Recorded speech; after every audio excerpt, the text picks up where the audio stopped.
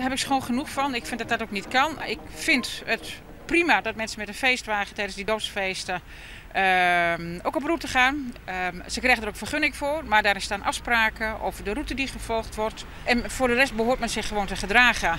De woorden van burgemeester Waanders die ik in aan je mondkaan binnen.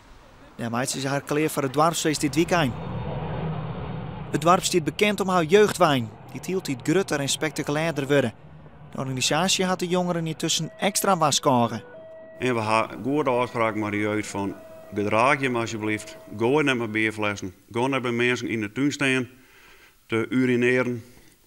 En de jeugd had dat zo om dat net te doen. Want we hebben goed opgeraad, als iemand het verziekt, dan is het gebeurd voor de rest.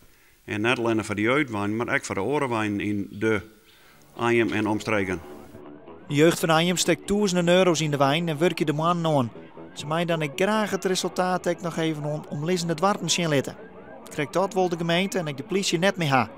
De burgemeester wil na december met het dorp om tafel. In dat gesprek zullen wij ook duidelijk maken dat wanneer dat nog een keer op deze manier gebeurt, dus in die dorpen waar dat misging, want in de rest is niks aan de hand, ja, dat een soort van rode kaart wordt gegeven. Als het volgende keer weer mis is, dan komt er gewoon geen vergunning meer.